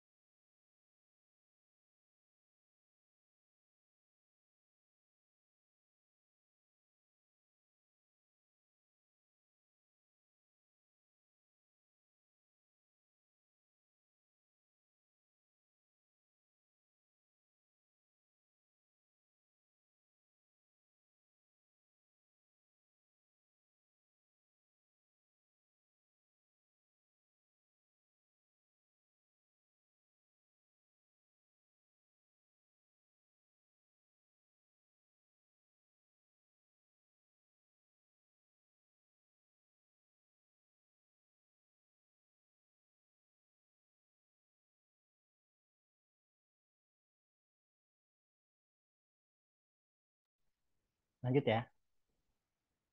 Salah saya. Yang buktikan bukan Carl-Friedrich Gauss. Maaf, saya lupa. Ini yang buktikan itu Leonhard Euler. Leonhard Euler. Keren loh Leonhard Euler tuh. Kalau misalkan kalian mau ngecek di internet cari namanya Ludwig van Beethoven. Jadi Beethoven itu karya-karya terbesarnya diperoleh ketika tuli ya. Dia Beethoven tuh. Jadi kalian bisa bayangin karya-karya musiknya itu diperoleh terbesar ketika salah satu inderanya rusak yang paling penting. Ketika dia tuli dia memperoleh karya-karya terbesarnya. Simfoni ketujuh itu diperoleh ketika dia tuli. Itu Ludwig van Beethoven. Nah, di matematika pun ada namanya Leonhard Euler. Karya-karya terbesarnya diperoleh ketika dia buta. Dia mampu menghitung 8 digit di belakang koma tanpa melihat. Jadi kalau misalnya disuruh ngitung akar 3, dia bisa tahu 1 koma sekian sampai 8 digit di belakang koma, tapi dia nggak lihat gitu. Reinhard Euler. Nah, yang menarik itu F1, F2, F3, 257. Nah, si Fermat itu bikin dugaan bahwa Fn itu prima untuk setiap n. Jadi mau dimasukin n-nya berapapun, bilangan asli tentu saja, itu selalu prima. Jadi F4 prima, F5 itu prima, dan seterusnya. Tapi dia nggak ngelanjutin. Kenapa? Karena buat itu F4 itu adalah 2 pangkat 2 pangkat 4 tambah 1. 2 pangkat 16 tambah 1 ini udah gede. Dan 2 pangkat 5, 2 pangkat 3, 2 tambah 1 ini udah gede banget gitu kan. Dan makin gede, gede-gede banget gitu kan. Nggak ada kalkulator zaman dulu. Jadi orang percaya aja. Sampai Euler membuktikan, Euler bacanya ya. Tapi kita ular aja ya. Biar gampang kita panggil ular. Tapi si ular ini membuktikan bahwa Fermat salah. Matematika besar pun bisa salah. Matematikawan besar pun bisa salah. Dan Euler membuktikan dia salah gitu. Dan saya mau nunjukin bahwa seberapa pentingnya intuisi dalam bermatematika. Dia membuktikan bahwa, nah, saya nyari halaman kosong, nah ini dia. Bagaimana si Leonhard Euler membuktikan Fermat salah. Jadi Fermat bilang bahwa Fn, yaitu 2 pangkat 2 pangkat n tambah 1, itu selalu prima. Nah, si Euler membuktikan bahwa F5, yaitu 2 pangkat 2 pangkat 5 tambah 1, ini bukan prima. Berarti dugaannya Euler salah. Nah, Fermat salah. Bagaimana Euler membuktikannya? Dia membuktikan bahwa 641 habis membagi, saya nulis habis membagi gini ya, 641 habis membagi F5, itu saya tulis F5 itu bersisa 0 kalau dibagi 641. Jadi kalau A tulisannya begini, nah ini artinya, nanti saya ajarin materinya, tapi bukan sekarang. A sisa B dibagi M. Ini angkanya gede banget. Zaman dulu belum ada kalkulator. Jadi gimana caranya Euler bisa kepikiran kalau 641 itu habis membagi 45. Coba bayangin. Ada 1, ada 2, ada 3, ada 4, ada 5, ada 6, ada 7, ada 8. Ada banyak bilangan, tapi kenapa Euler kepikiran 641? Nanti kalian cari ya di internet ya. Saya lupa itu yang buktiin Euler apa Gauss. Kalian searching aja. Bilang Fermat numbers. Nah, saya males nyarinya. Nah, bagaimana dia buktiin? 641 kalau dibagi sama 641 itu sisanya 0. Iya kan? 641 kalau dibagi 641 sisanya 0. 641 bisa ditulis jadi 640 ditambah 1. Ini bisa ditulis jadi 64 itu 2 pangkat berapa? 2 pangkat 7 kali 5 tambah 1. Ini 641 itu 2 pangkat 7 tambah 5 tambah 1. Atau bisa ditulis 2 pangkat 4 ditambah berapa ya? Eh, 5 pangkat 4. Kayak gini kan. Dan ini sama-sama kongruen 0 modulo mod 641. Jadi mod itu ialah sisa. Tadi saya udah bilang nih kayak gini. Kan kalau pembagian itu bisa dipindah-pindah juga. Jadi misalkan 5 itu bersisa 2 kalau dibagi 3. Ini bisa dong saya tulis 5 itu sisanya minus 1 kalau dibagi 3. Kenapa? Karena ya kan 5 dikurang 2 habis dibagi 3. Berarti 5 dikurang min 1 yaitu 6 itu habis juga dibagi 3. Pokoknya yang di sini tuh boleh negatif. Intinya kalau A itu yang ini, dikurang sama B habis dibagi M, itu ditulisnya seperti ini. Nah ini berarti bisa ditulis 2 pangkat 7 kali 5 itu bersisa negatif 1 modulo 641 dan 2 pangkat 4 itu bersisa negatif 5 pangkat 4 modulo 641.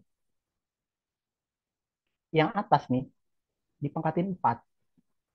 Jadi 2 pangkat 7 kali 5 pangkat 4. Kan 1 kali dipangkatin 4 negatif 1 ya. Negatif 1 kalau dipangkatin 4 1. 1 modulo 641. Nanti kita pelajarin. Kalian prosesnya aja dulu diperhatiin. Kalau belum mengerti ya. Ini jadi 2 pangkat 28 kali 5 pangkat 4 kongruen 1 modulo 641. Jadi 2 pangkat 28 dikali 5 pangkat 4 kongruen 1 modulo 641. Nah 5 pangkat 4, nah ini saya naruhnya terbalik ya. Tapi nggak masalah sih sebenarnya. Dia bisa ditukarnya bolak-balik. Nah 5 pangkat 4 itu intinya itu kongruen sama 2 pangkat negatif dari 2 pangkat 4. Jadi 5 pangkat 4 ini bisa diubah jadi negatif 2 pangkat 4. Jadi 2 pangkat 28 dikali negatif 2 pangkat 4 kongruen 1 modulo 641. Nggak cukup, saya taruh di mana? Di atas ya. Nah, sinilah. Hapus dulu. Bentar. Hapus dulu. Nah, yang ini nih, ini kan kalau dikali jadi negatif 2 pangkat 32, itu kalau dibagi, ini kan 1 modulo 641. Ini kalau dikali negatif 1 kedua ruas, jadi 2 pangkat 32, itu kongruen negatif 1 modulo 641. Pindah ruas, 2 pangkat 32 tambah 1, itu kongruen 0 modulo 641. Kalau kalian nggak ngerti, nggak apa-apa. 2 pangkat 32 itu kan bisa ditulis jadi 2 pangkat 5 tambah 1 kongruen 0 modulo 641. Nah ini F5. Zaman dulu belum ada kalkulator. Nah yang jadi fokus kita ialah kenapa si Euler bisa kepikiran kalau 641 habis membagi F5. Padahal zaman dulu belum ada yang namanya kalkulator. Berarti Euler mampu mempunyai intuisi se ekstrim itu. Dan kalau menurut saya intuisinya brutal sekali gitu. Ya enggak? Dan ketika kemampuan kalian berpikir dalam bermatematika udah bagus, bahkan intuisinya udah bisa sebrutal itu gitu. Bagaimana Euler mampu membuktikan pernyataan Fermat dengan begitu sangat baik gitu. Coba seperti itu. Lanjut ya. Mana? Merencanakan penyelesaian pemecahan masalah menyusun aturan-aturan atau tata urutan kemungkinan pemecahan masalah sehingga tidak ada satupun alternatif yang terabaikan. Jadi tidak ada satu alternatif yang terabaikan. Kak, gimana caranya supaya intuisi saya bagus selain latihan soal gitu? Itu berbanding lurus ya, berbanding lurus sama kayak gini loh, buat analoginya ya. Buat analoginya misalkan kalian kelas 1 SD. 1 SD itu kalian pasti kasihnya itu soal-soalnya sifatnya realistik ya. Maksudnya realistik itu yang sesuai kenyataan.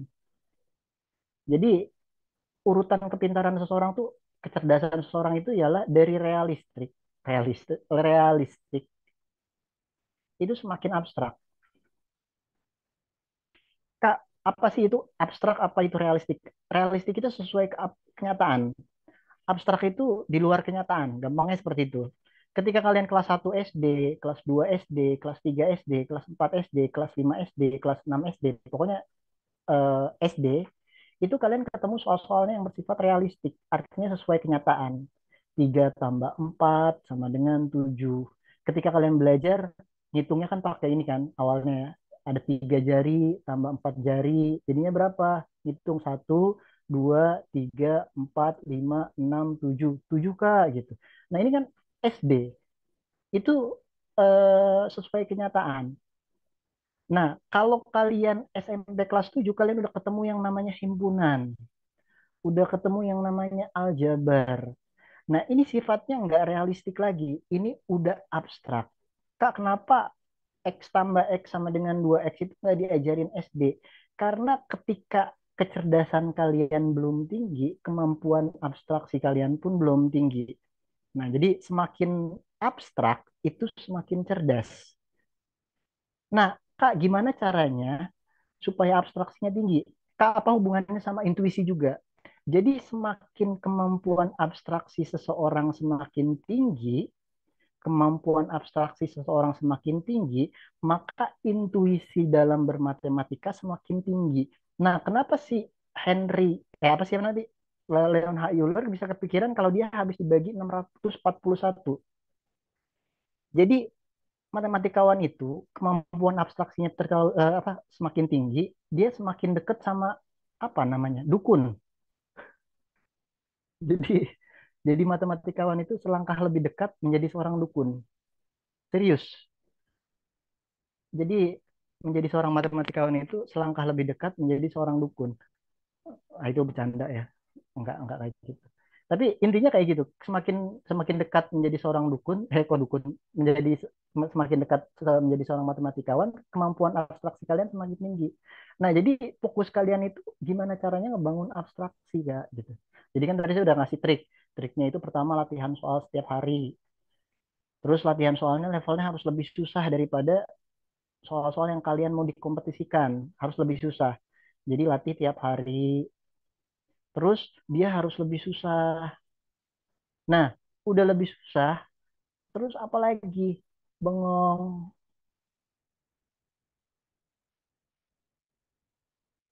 Apa hubungannya sama bengong gitu. Jadi ada risetnya itu apa? Imajinasi ketika muda itu diubah menjadi abstraksi ketika tua. Makanya omongan yang tadi dibilang Einstein masuk akal. Imajinasi lebih penting daripada ilmu pengetahuan. Tapi jangan sering-sering, sehari berapa kali gitu. Jadi, Kak, saya senang main game. Ya jangan. Seandainya kalian harus main game, jangan yang linear. Harus yang mengundang imajinasi. Kak, saya senang nonton. Ya jangan. Seandainya kalian mau nonton, yang mengundang imajinasi. Kenapa? Karena yang namanya IQ, Intelligent Quotient, itu ketika umur 20 tahun, itu selesai. Kalau saya tes IQ saya selalu sama ketika saya umurnya 20 tahun. Ketika Bu Miftah tes IQ, itu IQ-nya selalu sama ketika umur 20 tahun. Ketika saya belajar, IQ saya tidak bertambah, wawasan saya yang bertambah. Tapi beda dengan kalian. Seseorang dari umur 1 sampai 20 kalau nggak salah, itu IQ-nya bisa bertambah. Kenapa? Karena dia masih imajinatif. Jadi yang namanya IQ, kemampuan abstraksi, itu kaitannya erat sama imajinasi. Jadi cara kalian nonton, cara kalian makan, itu ngaruh. Banyak makanan yang berpengaruh ya. Bukan bengong juga ya, ini bahasa ininya ya. Intinya stimulus imajinasi gitu. Stimulus imajinasi. Karena imajinasi kalian ketika kecil diubah menjadi abstraksi ketika kalian dewasa. Kak, kenapa orang 20 tahun nggak bisa tambah cerdas? Karena orang 20 ke atas itu udah realistik. Udah realistis, bukan realistik, tapi realistis. Artinya ketika saya umur 8, saya bisa berhayal saya mengendarai kendaraan A menembus ruang angkasa sampai ke planet Mars dan segalanya. Dulu seperti itu. Tapi ketika orang dewasa, pikirannya udah nggak bisa seperti itu lagi. Jadi mumpung kalian masih muda, ya manfaatkan itu. Jadi tahapannya seperti ini. Jadi latihan tiap hari, soalnya harus lebih susah. Nah, bengong, bukan bengong. Kalau kata Isaac Newton, ini namanya inkubasi. Inkubasi itu apa? Inkubasi itu kayak gini ya, perenungan. Jadi Newton itu karya terbesarnya itu diperoleh ketika ada wabah penyakit di Inggris. 2 tahun dia mengisolasi diri, dia nggak kemana-mana, dia cuma mikir. Ketika dia mikir berat-beratnya, itu dia nggak menemukan ide. Jadi ketika dia mikir, dia nggak menemukan ide. Ah, di sini aja. Jadi ketika dia mikir, dia nggak ketemu ide. Jadi ketika dia berusaha mikir, si Newton, ini Newton sekarang, dia nggak ketemu ide buat nyelesain permasalahan yang sekarang itu tuh. Apa sih namanya? F sama dengan G kali M1 kali M2 per R kuadrat. Ada rumus inilah pokoknya. Nah, ketika dia berusaha berpikir, dia nggak ketemu idenya. Tapi ketika dia melakukan inkubasi, itu ketemu. Inkubasi itu apa? Inkubasi itu perenungan. Jadi ketika kalian belajar, udah belajar susah, udah belajar keras, itu bukan bukan apa ya? Bukan rekreasi, bukan main, tapi ya diem aja, bengong, evaluasi, evaluasi. Kurang lebih evaluasi. Kenapa? Karena ketika alam sadar bekerja, terus kalian istirahatkan, yang bekerja itu alam bawah sadar. Jelasinnya gimana ya saya? Ya itu terlalu abstrak lah ya saya jelasinnya. Pokoknya intinya ketika kalian udah lelah belajar, harus ada waktu kalian tuh berdiam diri sejenak, merenung aja ya. Merenung, udah diem gitu. Nah itu proses inkubasi. Jadi ketika kalian nggak melakukan apapun, itu alam bawah sadar kalian yang bekerja. Nah, si Newton itu ketika dia berusaha mikir, dia nggak ketemu solusi, tapi ketika dia bengong, itu ketemu solusinya. Jadi ketika kita bengong, otak pun masih bekerja. Katanya seperti itu. Bukan kata saya. Nah, terakhir, kok ada ini? Kita hapus aja semua. Itu strateginya banyak ya. Strateginya itu intinya kalau kalian udah punya strategi atau rencana, ya laksanakan ya. Yang keempat itu menafsirkan hasilnya atau memeriksa kebenaran hasilnya. Jadi dicek kembali jawaban kalian udah benar atau enggak. Nah itu kan ini ya tadi langkah dasarnya ya ada 4 langkah dasarnya itu pertama pahami masalah, yang kedua pikirkan rencana atau strategi, cara penyelesaian, punya rencana, jadi pahami masalah, terus rencanakan strategi, terus melaksanakan rencana atau strategi. Yang keempat menafsirkan atau tinjau ulang, bahasa gampangnya, dicek lagi jawabannya benar atau salahnya. Tapi rencana itu apa?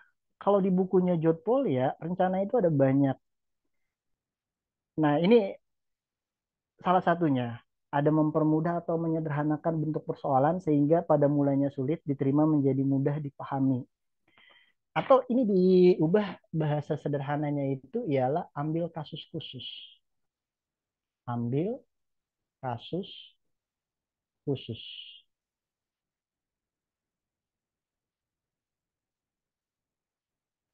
Jadi ada bahasa-bahasa yang memang susah. Sebagai contoh kayak tadi, belum saya jawab sengaja buat ini. Ada 10 halaman kan tadi saya bilang. Ada 10 halaman. Halaman 1 tulisannya 1 halaman salah. Halaman 2 tulisannya 2 halaman salah. Halaman ketiga 3 halaman salah. Seterusnya sampai halaman 10 tulisannya 10 halaman salah. Tadi saya lupa siapa yang jawab betul. Kenji ya kalau nggak salah ya. Kenji kamu betul tadi ya.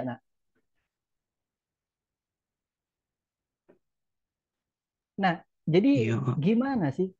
Gimana sih buat menyelesaikan permasalahan ini? Ada strateginya. Jadi strategi itu bukan teori, tapi bagaimana sih kalau kita ketemu masalah? Kalau hal tersebut terlalu ribet buat pikiran kalian, ambil kasus khusus. Kasus khusus itu kalau seandainya ada satu halaman aja. Satu halaman. Salah. Jadi kalau seandainya ada satu halaman, pasti tulisannya satu halaman salah. Ya yang mana yang benar yang salah? Yang benar ya nol gitu. Yang salah ya ini gitu kan. Mungkin nggak kalau ada satu tulisannya satu halaman salah. Kalau tulisannya satu halaman salah, berarti dia menyalahkan tulisannya sendiri. Ini jadi abstrak ya. Ini paradoks. Kalian belum belajar. Nggak ada kasusnya kalau kayak gini. Tapi kalau 10 aja lah langsung lah ya. Tadi saya mau ngambil kasusnya per kasus gitu. Dari satu, dari dua gitu kan. Ambil kasus khususnya. Tapi kalau gitu ribet ya. Karena di satu aja udah bermasalah gitu. Saya buat kayak gini aja.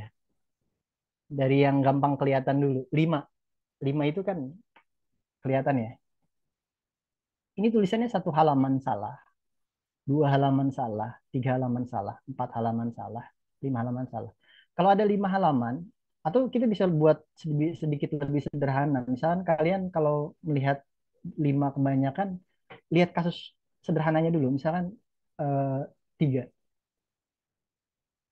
Ada berapa halaman yang salah gitu? Kalau ada 3, berarti kan tiga-tiga salah. Ini nggak mungkin. Kalau ini satu halaman itu benar, harus benar. Dan dia yang benar itu halaman 2. Kan pertanyaannya kenapa? Kenapa harus satu halaman yang benar dan kenapa halaman 2? Karena kalau 3 halaman salah, berarti harus satu hal. Jadi tulisan satu halaman salah itu harus salah. Harus salah ya. Kalau tiga-tiganya salah, berarti satu halaman salah harus salah. Berarti tidak boleh satu halaman yang salah. Berarti kalau halaman 2 salah itu salah, tidak boleh 2 halaman salah. Kalau 3 halaman salah, kalau semua halaman salah, berarti tidak boleh 3 halaman salah. Jadi nggak mungkin tiga-tiganya salah. Tapi kalau seandainya satu halaman salah, terus kita taruh di halaman 2, tulisannya 2 halaman salah. Jadi bukan satu halaman yang salah, bukan halaman tiga, bukan halaman satu halaman yang salah, bukan 3 halaman yang salah. Jadi ini sama yang ini salah. Tapi yang benar ini, kenapa? Karena di sini tulisannya 2 halaman salah.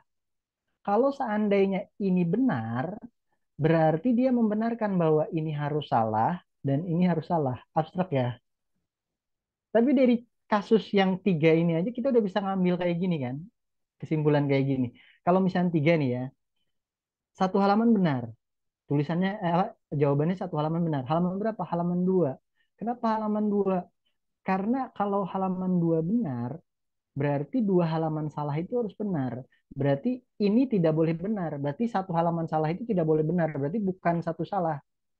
Tapi kalau misalkan yang dibetulkan itu halaman satu, satu halaman salah, berarti 2 dan 3 benar. Nggak mungkin 2 halaman salah dan 3 halaman salah, keduanya benar, nggak mungkin. Kebayang nggak kalau satu halaman benar, terus halaman satu yang benar itu. Nggak mungkin 2 halaman salah dan 3 halaman salah itu keduanya benar. Jadi ketika 3 kasus saja kita udah bisa ambil seperti ini. Kalau ada 4, logika berpikirnya juga sama. Kalau ada 4 halaman, ada berapa halaman yang benar? Ada satu halaman. Halaman berapa? Halaman 3. Berarti satu halaman salah tidak mungkin benar. 2 halaman salah tidak mungkin benar. Jadi ini harus salah, dan 4 halaman salah ini tidak mungkin benar. Jadi ada 3 halaman yang salah. Berarti yang benar itu cuma satu halaman, 3 halaman yang salah. Dan polanya selalu sama. Intinya, ketika kalian ditanya gimana cara makan gajah, kalian jangan takut. Jawab sedikit demi sedikit. Ketika kalian ketemu permasalahan yang sulit, jangan takut. Potong kecil-kecil. Ketika kalian disuruh makan gajah, jangan takut. Makan sedikit demi sedikit. Kan gitu ya kan? Gimana cara makan gajah? Ah, mana bisa? Ah, nggak mungkin. Ah, segala macam. Ya cara makan gajah sedikit demi sedikit gitu kan. Gimana cara menyelesaikan permasalahan yang ribet? Sedikit demi sedikit. Itu permasalahannya. Jadi ketika kalian ketemu soal yang susah. Langkah pertama itu ya potong soalnya sedikit demi sedikit. Potong soalnya sedikit demi sedikit. Jadi metode pertama itu potong. Gampangnya gitu. Coba-coba. Misalnya kayak gini kan. Ini kan soal SD kan. Magic Square kan. Ini tambah ini 15. Ini tambah ini tambah ini 15. Ini tambah ini tambah ini 15. Ini tambah ini 15. Tambah ini tambah ini semua 15. Kalau saya soalnya ganti ini kali ini kali ini sama ini kali ini kali ini kali ini kali ini kali ini semuanya vertikal horizontal diagonal kalau saya kali 32.768. Jadi A kali B kali C 32.768. Terus ini D, ini E, ini F, ini G, ini H, ini I, ini 32.768. Nah, gimana Kak cara menyelesaikan permasalahan ini? Ini kan lebih susah dari yang tadi. A kali B kali C sama dengan D kali E kali F sama dengan G kali H kali I sama dengan A kali D kali G sama dengan B kali E kali H sama dengan E kali F kali I sama dengan A kali E kali I sama dengan G kali E kali C sama dengan 32.768. Ini sama aja, ini pertanyaannya kayak gimana cara makan gajah sedikit demi sedikit. Ya sedikitnya lewat mana Kak? Ya lakukan apa yang bisa kalian lakukan. Kelihatannya apa yang bisa dilakukan? Faktorkan ini. Oh ternyata kalau difaktorkan ini 2 pangkat 15. Terus ingat konsepnya.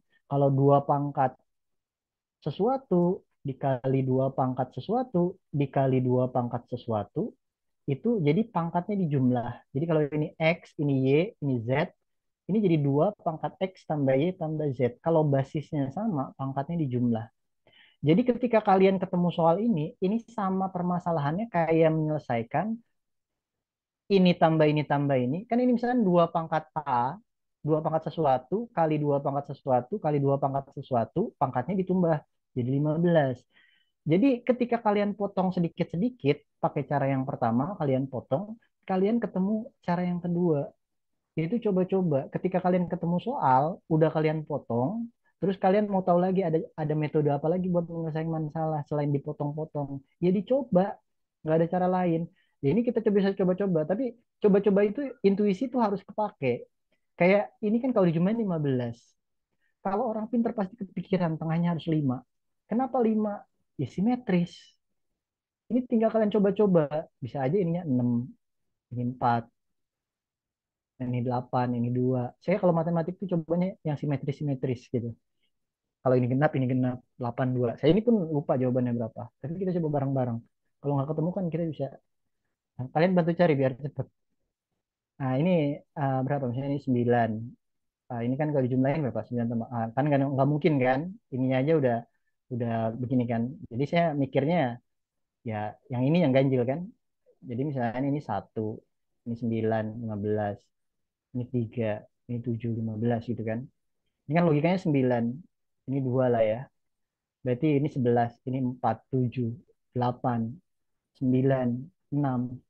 Sekali cek langsung cok dapat kan?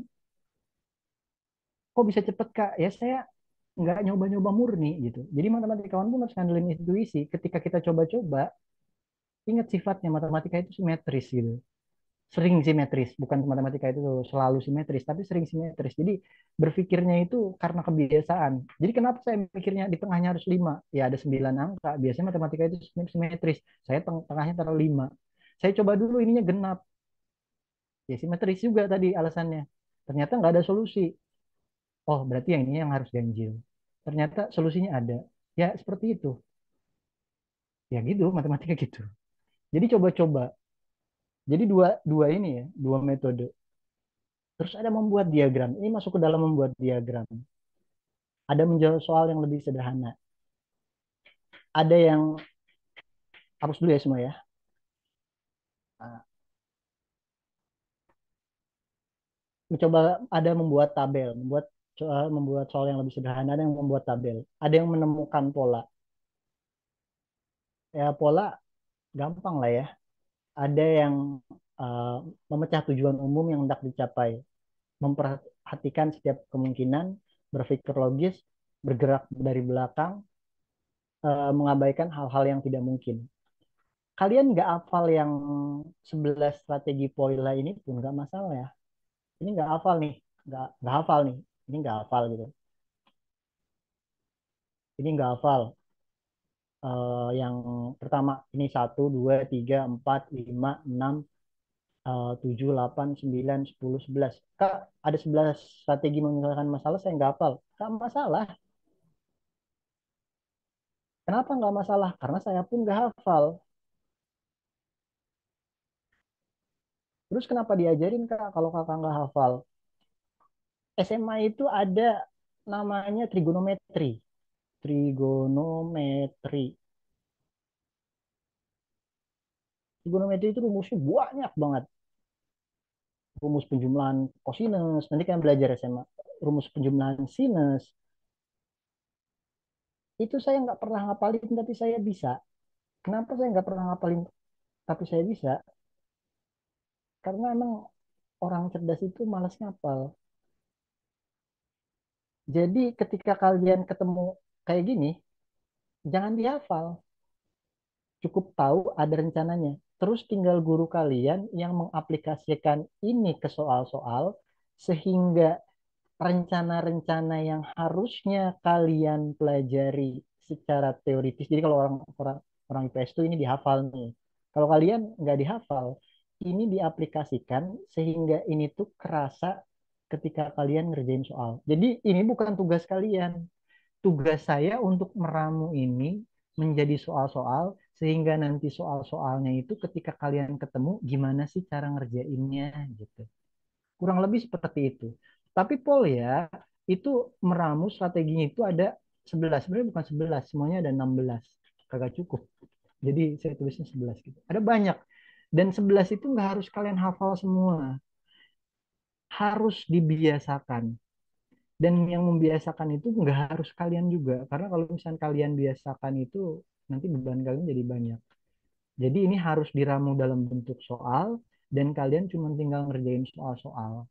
Jadi strategi-strategi ini nanti kalian pelajari juga sebenarnya ujung-ujungnya. Tadi saya kasih ilustrasi contohnya pakai Magic Square. Nah, ketika Magic Square itu dikerjakan, nanti ngerjainnya gimana, Kak? Nanti saya ajarin tuh tanggal 5. Kalau ketemu soal ini begini caranya, kalau ketemu soal ini begini caranya. Jadi ide-ide rencana dalam menyelesaikan permasalahan itu diramu dalam strategi sama guru gitu. Ya kurang lebih seperti itu. Nah, ini contohnya. A, B, C, C, C, D. Nah, ini foto lah. Ini PR, tanggal 5. Kalau ini udah foto, kita bersumbang. Ada pertanyaan nggak?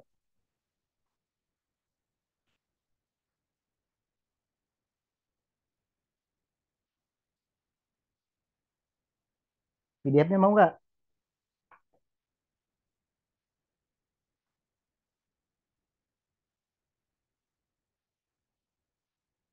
Nggak ada pertanyaan, saya nanya.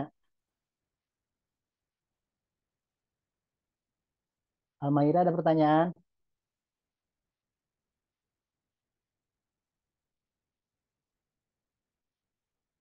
Almaira? Samuel?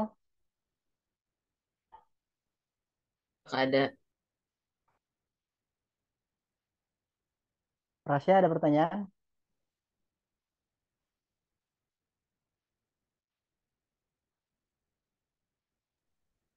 Enggak banget sih, Pak. Baru saya omongin ya tadi ya di awal-awal. Esensi dari matematikawan itu apa? Matematikawan nggak pernah tertarik 1 tambah 1 sama dengan 2. Matematikawan nggak tertarik luas segitiga setengah kali alas kali tinggi. Matematikawan nggak tertarik luas lingkaran pi r kuadrat. Matematikawan cuma tertarik kenapa 1 tambah 1 2. Kenapa luas segitiga setengah kali alas kali tinggi. Kenapa luas lingkaran pi r kuadrat. Jadi esensi seorang matematikawan itu ialah mempertanyakan struktur dari sebuah pemikiran. Jadi ketika dikasih suatu ide, kalian tuh harus bertanya. Tapi saya pemalu, Kak. Jadi ada dua kemungkinan kan, kalian malu atau kalian terlalu bingung gitu. Tapi mudah-mudahan nggak terlalu bingung. Ya, dari saya cukup demikian karena udah mau jam 4. Bu Miftah, Pak Karman mau nambahin? Cukuplah Pak Herman, terima kasih sudah itu. Semangat buat anak-anak ya. Ini pelajaran yang sangat berharga buat kalian. Terutama tadi Kak Herman sudah memberikan sesuatu yang berbeda. Pada saat melihat soal, kamu harus memperhatikan yang 11 tadi. Salah satunya mungkin harus bagaimana. Jadi ada soal, ini harus bagaimana, mungkin dari yang 11 itu salah satunya akan dimunculkan. Ya, semangat, pantang menyerah, itulah salah satu juara di dalam matematika. Itu saja kali Kak Herman. Baik, Pak. Saya tutup ya, Pak. Yuk, silahkan. Eh, pelajaran hari ini selesai. Saya tutup. Assalamualaikum warahmatullahi wabarakatuh. Waalaikumsalam warahmatullahi wabarakatuh. Wabarakatuh. Terima kasih Kak Herman sudah meluangkan waktunya ya. Kak, ditunggu nanti untuk jadwal pelatihan berikutnya. Pak Karman juga terima kasih banyak Pak sudah bergabung ya. Tiba-tiba Kebetulan di bergabung. sekolahan ini, Bu. Jadi Ah, Bapak lagi di sinyalnya sekolah. bagus. Iya. Oke. Ya, dan anak-anakku terima kasih banyak ya sudah meluangkan waktunya. Pokoknya tadi Kak Herman itu bagus banget materinya ya dan bekalnya buat kalian untuk mengawali di persiapan OSN ya. Kalau tadi Kak Herman berbicara tentang George Polya itu Ibu baru kulik-kuliknya pas kuliah loh. Jadi kalian SMP sudah dapat ilmu itu bersyukur ya Nak ya dan harus semangat. Dari sekarang sudah mulai dirubah lagi eh, apa namanya pola berpikirnya ataupun dikembangkan lagi. Itu aja Kak Herman kira-kira gimana Kak untuk pertemuan di sekolah bisa ya hari Rabu ya? Bisa, Bu, insya Allah. Oke. Selanjutnya Kak Herman bisa di hari apa lagi? Ya itu aja, Bu. Oh, Ikutin hari Ibu. Rabu aja. Ya, Oke, berarti Kamisnya Kamisnya bisa, atau Bu. sesuai yang gimana Kak? Yang diganti Senin aja kan? Oh, yang diganti Senin aja. Berarti yang jadwal yang untuk minggu depan Rabu Kamis bisa Kak? Iya, Bu. Oke. Ya, makasih banyak Kak Herman. Selamat menunaikan ibadah puasa buat yang berpuasa. Sebentar lagi kita juga akan berbuka, nggak kerasa ya sambil ngabuburit juga. Semoga ilmunya berkah dan tetap semangat. Insya Allah nanti kita bisa belajar lebih baik lagi dan juga bisa meningkatkan. Jadi tetap semangat ya semuanya meskipun berpuasa. Itu aja. Dijaga semangatnya. Pokoknya kalian perbanyak syukur karena kalian ini yang 10 anak ini sudah terpilih. Jadi kalian harus banyak bersyukur dan maksimal dalam mengikuti pelatihannya.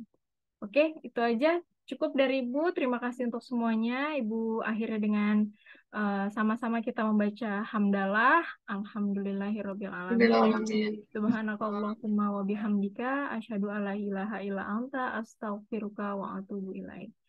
Oke, sampai jumpa di sekolah anak-anakku semua. Pak Karman, Kak Herman, terima kasih.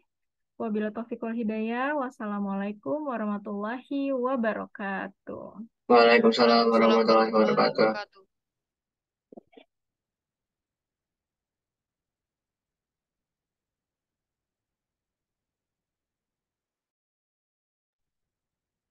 Bapak, di sekolah, Pak. Sekolah ini, Bu. Lagi Maka ada acara internetnya apa, Pak? internetnya bagus, makanya kalau di rumah kan Oh, keluar masuk tuh.